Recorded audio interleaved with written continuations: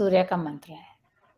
सूर्य से हमें शक्ति मिलती है, सूर्य से ही हमारे दिन की शुरुआत होती है। इसलिए हम अपने प्रोग्राम की शुरुआत भी गायत्री मंत्र से कर रहे हैं। परमपिता परमेश्वर, परम पूज्य गुरुदेव व वंदनीय माता जी के सूक्ष्म संरक्षण को महसूस करते हुए एक साथ एक स्वर में गायत्री मंत्र। ओम भूर्भुवः स्वः तत्सवितुर्वरेण्यं भर्गो देवस्य धीमहि धियो यो नः प्रचोदयात्। कितनी खूबसूरत हमने शुरुआत की है। और आज का जो टॉपिक है दोस्तों बहुत ही इंटरेस्टिंग है कि बुढ़ापा, क्योंकि हम कहते हैं ना कि बुढ़ापा आ रहा है, क्या करें क्या नहीं करें और किस तरह से इससे बच जाएं किसी तरह से। तो हम यही कोशिश करेंगे कि हम ये जान सकें कि हम अपने बुढ़ापे में कैसे मस्त रह सकते हैं और कैसे यंग रह सकते हैं। बीना जी, सबसे पहले सवाल यही है हमारा कि मनुष्य की उम्र कितनी हो सकती है और कितनी होनी चाहिए? कितनी हो सके या कितनी होनी चाहिए, देखो अगर हम अपने शास्त्रों की बात करें तो उसमें मनुष्य को दीर्घायु बताया है कि अगर मनुष्य प्रकृति के साथ में रहता है तो जैसे अगर हम बात करें हमारे प्राचीन इतिहास की, तो हजारों सालों तक जो हमारे ऋषि मुनि थे या तपस्वी लोग थे, उन्होंने हजारों सालों तक तपस्या करी है और फिर अपने फलों को भी प्राप्त किया है। तो इतने से हम ये कह सकते हैं कि हजारों साल भी जिंदगी हो सकती है, वर्षों की ही नहीं, सालों हजारों सालों की भी हो सकती है। लेकिन अगर हम साइंस की बात करें तो साइंस कहती है कि जितने समय में प्राणी की जो हड्डियां हैं वो परिपक्व होती हैं या मजबूत होती हैं, उससे 5 गुना उसका अधिक जीवन होना चाहिए। जैसे घोड़ा 5 वर्ष में युवा होता है और 25 वर्ष जीता है, उसकी आयु 25 वर्ष मानी गई है।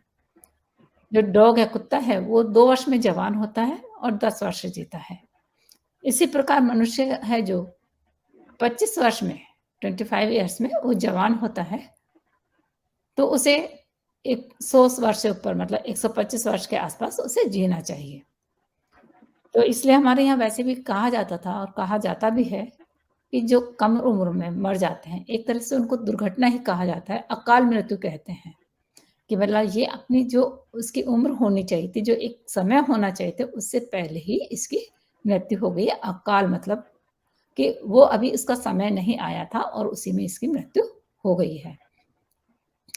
तो ये ऐसे हो जाएगा कि मतलब अकाल मृत्यु को हम ऐसे समझ सकते हैं, जैसे एक हमने दीपक में तेल भरा, बत्ती लगाई कि हमें इसे पूरी रात तक इस दीपक को जलाना है, लेकिन क्या हुआ कि दीपक के पैंदे में एक छेद हो गया, तो क्या होगा, दीपक कुछ देर जलेगा और फिर बंद हो जाएगा। तो ठीक इसी तरह से बहुत से व्यक्ति ऐसे होते हैं कि अन्य प्राणियों की अपेक्षा उनको, मनुष्यों को बुढ़ापा जल्दी आता है। क्यों? क्योंकि जो मनुष्य है वो हर प्रकार से अपना संयम खत्म कर देता है, किसी भी प्रकार का उसके पास में संयम नहीं है। जैसे कि पंडित श्री रामशर्मा आचार्य जी बताते हैं कि 5 प्रकार के संयम, 4 प्रकार के उन्होंने संयम बताए हैं। समय संयम, धन संयम, विचार संयम और अपने खाने पीने का संयम। ये सब जो संयम है ये हमारे अंदर होने चाहिए, इंद्रिय संयम। लेकिन इंसान है जो नहीं रखता है, चाहे वो खान पान का हो, नशे का हो या कार्य करना हो, क्योंकि अधिक ज़्यादा कार्य करेंगे तब भी हमारी मांसपेशियां हैं जो थक जाएंगी, या हम कार्य नहीं करेंगे तो जो मांसपेशियां हैं वो काम करना ही बंद कर देंगी। तो दोनों परिस्थितियों में ही ये हानिकारक होता है। तो चाहे परिवार की स्थिति हो, देखिए उसमें मतलब झगड़े, ईर्ष्या, द्वेष की भावनाएं चलती हैं, या दाम्पत्य जीवन है तो उसमें पहले ऋषि जो हमारे थे वो कहते थे कि जब आपको संतान की उत्पत्ति करनी हो तभी दाम्पत्य, पति पत्नी का मिलन होना चाहिए, लेकिन आज ऐसा नहीं है। तो इसलिए इन सब कारणों को देखते हुए आज के समय में ये कह नहीं सकते हैं कि मनुष्य की उम्र कितनी हो सकती है या कितनी होनी चाहिए। प्राचीन समय में हमारा ये एक तरह से इतिहास रहा है कि मनुष्य ने अच्छी खासी हजारों सालों की जिंदगी भी जीवन जिया है। जी, लेकिन मैं ये जानना चाहती हूँ कि बुढ़ापा कैसे आता है और इससे क्या हम छुटकारा पा सकते हैं? अगर आता है तो छुटकारा पा लें। देखिए, वैसे तो बहुत मुश्किल है क्योंकि ओल्ड एज तो सभी को आती है, लेकिन कहते हैं उम्र से ही इंसान बूढ़ा नहीं होता है, कि उसकी उम्र हो गई है तो वो बूढ़ा हो गया है। अगर हम वैज्ञानिकों की बात करें तो उनके अनुसार क्या होता है कि जो हमारी कोशिकाएँ हैं, जब वो नई कोशिकाओं को बनाना बंद कर देती हैं और जो अणु हैं उनके बीच में बहुत बड़ा गैप आ जाता है। यह जो रहन-सहन है, चिंतन-मनन है, उसका जो प्रभाव हमारे शरीर के ऊपर पड़ता है या एंटीबॉडी का हमारा निर्माण होना बंद हो जाता है, तो उन कारणों से क्या होता है बुढ़ापा आता है। लेकिन वैज्ञानिक कहते हैं कि बुढ़ापा से जो छुटकारा पाना है, जैसे आपने पूछा था कि उसके लिए भी आवश्यक है, जो क्या कारण है कि हम उससे छुटकारा पा सकते हैं। तो हमारे जो ऋषि मुनि थे या आज के समय में साइंटिस्ट भी कहते हैं कि योग, साधना, ध्यान, धारणा या हम अपने जीवन की बात करें तो उसमें शांति होनी चाहिए। सुगम जीवन शैली मतलब सादा जीवन उच्च विचार, जैसे हमारे यहाँ कहा जाता है कि सादा जीवन उच्च विचार, कि जो हमारा जीवन है वो बिल्कुल सिंपल होना चाहिए, लेकिन जो विचार हैं वो हमारे प्रखर होने चाहिए। तो क्या होता है कि जो वृद्धावस्था आती है, प्रौढ़ावस्था होती है, उसमें ये हमारा वैसे तो बहुत कहते हैं कि देखिए जवानी है, वो हमारी कमाने-खाने में निकल जाती है, हमारी इच्छाओं की पूर्ति में निकल जाती है, बचपन खेलने में निकल जाता है। लेकिन ये जो प्रौढ़ावस्था है, वृद्धावस्था है, ये एक तरह से जो मनुष्य का जो विकास है, उसमें वो अपने विकास को कर सकता है कि जैसे जो अधूरी इच्छाएँ थी कि वो कुछ करना चाहता था, लेकिन ज़िंदगी की भाग-दौड़ में अपने परिवार को सेटल करने में वो नहीं कर पाता है बहुत से कामों को, तो उन कामों को उसे करना चाहिए। तो इसलिए हम ये कह सकते हैं कि ये जो वृद्धावस्था है, वो मनुष्य के विकास की या सौभाग्य का सर्वोत्तम काल है।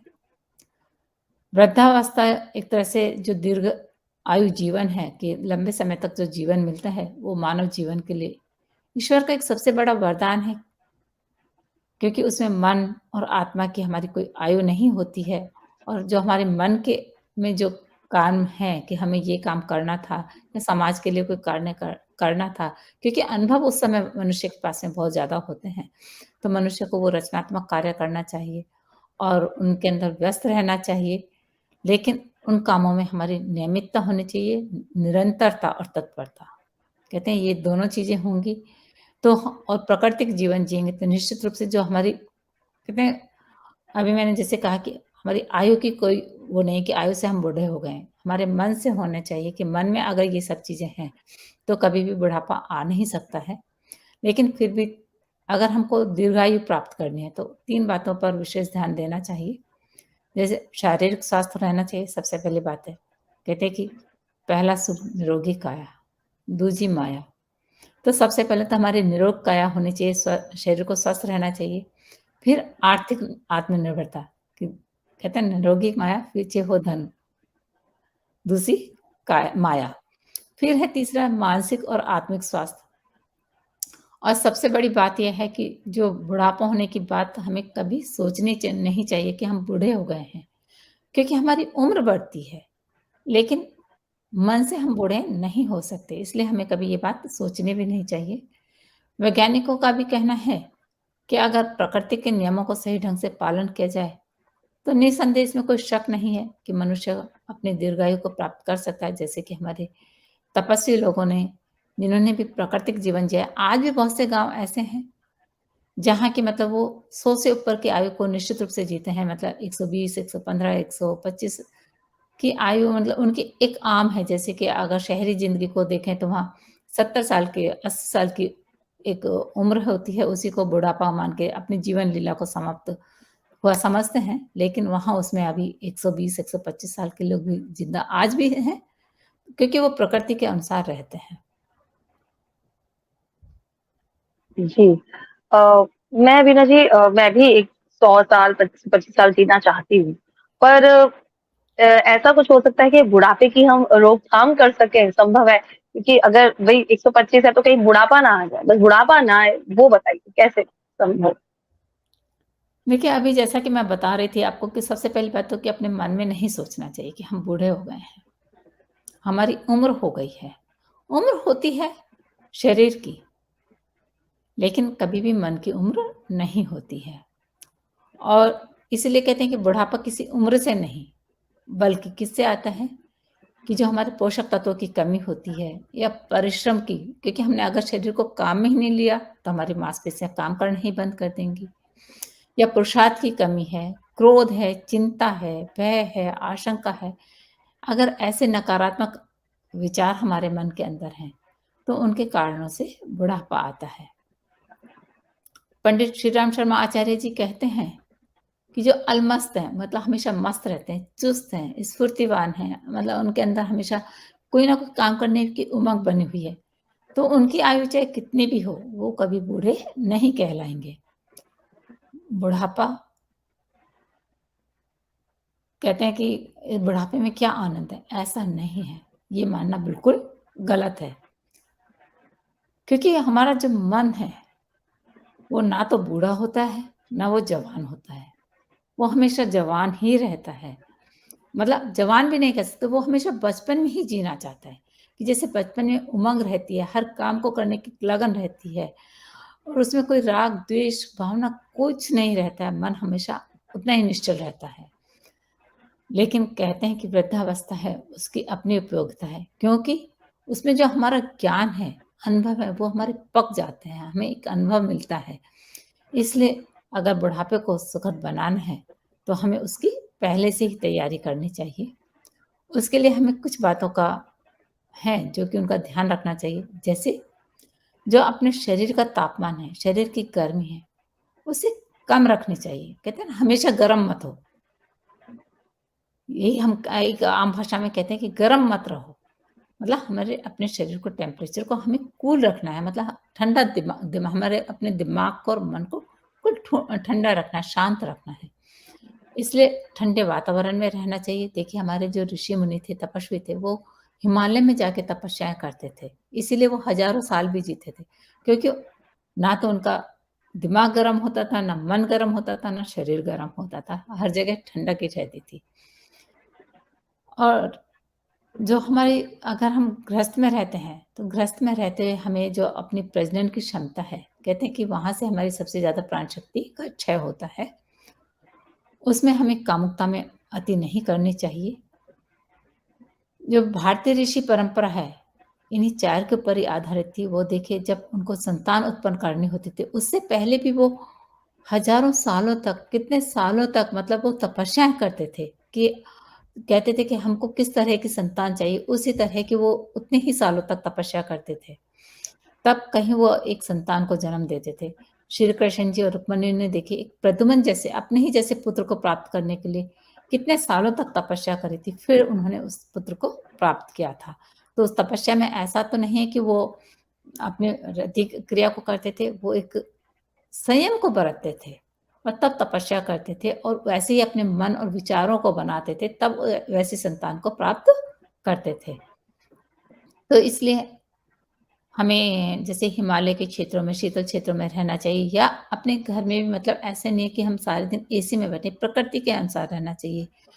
कम खाना चाहिए या उपवास करना चाहिए। ऐसा नहीं है कि बहुत ज़्यादा उपवास भी नहीं करना चाहिए, लेकिन जितना शरीर के लिए ज़रूरी है चलाने के लिए, बस उतना प्रोपोर्शनल हमें, खाना चाहिए। हाँ, और ब्रह्मचर्य को साधना चाहिए और अपने मन को कूल इतना रखना चाहिए कि सामने कैसी भी परिस्थिति हो, हमने उसमें मतलब स्थित प्रज्ञ जैसी स्थिति रहना चाहिए, क्योंकि परिस्थितियाँ तो आती हैं, जाती हैं। आज अच्छी आई है, कल बुरी भी आएगी, कल बुरी आई है, तो परसों अच्छी भी आएगी। तो परिस्थितियाँ आती-जाती रहती हैं, हमें परिस्थितियों को सिर्फ़ देखना है, उनका समाधान करना है, उनमें लिप्त नहीं होना है और जो भी हमें मिल रहा है, उसी में संतुष्ट रहने की आदत रहनी चाहिए। क्योंकि हमारे जो ऋषि थे, वो इन्हीं बातों पर चलते थे और हज़ारों सालों का जीवन जीते थे। और ये मार्ग ऐसा नहीं है कि हमारे ऋषियों के लिए ही था, हर मनुष्य के लिए खुला हुआ है और इस पर चलकर हर व्यक्ति अपने बुढ़ापे को आसान, आरामदायक, सुखी और संतुष्ट बना भी सकता है। जी, यानी कि आप अपनी सिंपल लिविंग रखें और अगर आप सैटिस्फैक्शन अपने अंदर रख लेते हैं, तो वो आपकी ज़िंदगी को और भी खुशहाल कर देगी और अपने विचारों को हमेशा पॉज़िटिव रखें, तो आप हमेशा यंग दिखेंगे। बीना जी, अब टाइम हो गया है डेमो का, तो आज हम कौन सी मुद्रा पे बात कर रहे हैं? आज हम शक्ति मुद्रा के बारे में बात कर रहे हैं क्योंकि आपको आज बुढ़ापे से छुटकारा पाने के लिए शक्ति ही चाहिए थी, तो इसलिए हम शक्ति मुद्रा के बारे में बात करने वाले हैं। ये मुद्राएँ बच्चे से लेके वृद्ध व्यक्ति तक करना बहुत आसान होता है। ये हमारे इंटरनल ऑर्गन्स को कंट्रोल, रेगुलेट करने के साथ-साथ इन्फ्लुएंस करती हैं, इसलिए इन्हें चिकित्सा मुद्रा भी कहते हैं। तो शक्ति मुद्रा को करने के लिए जैसे कि आज हमने बात करी कि अपने मन को शांत रखना चाहिए। तो जब हम शक्ति मुद्रा को करते हैं तो ये हमारे शरीर और मन को शांत करता है।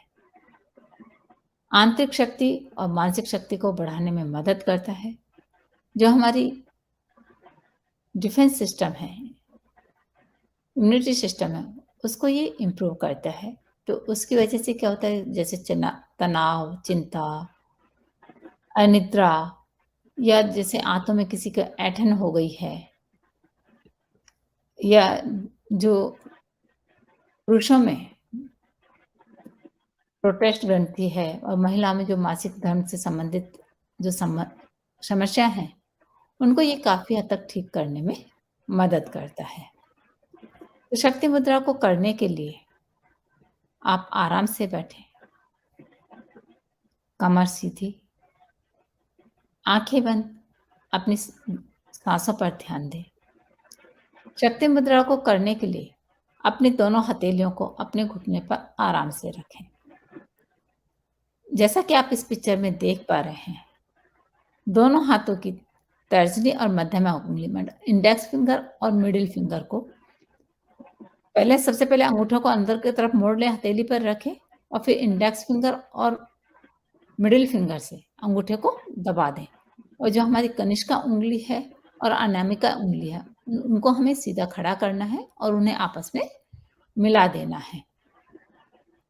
जब अपनी उंगलियों को सीधा करके मिलाएं तो धीरे धीरे अपनी आंखों को बंद करें, लंबी गहरी सांस लें, अपनी सांसों पर ध्यान दें और अपने पूरे मन को, अपनी सांसों को देखें, उनका साक्षी बने।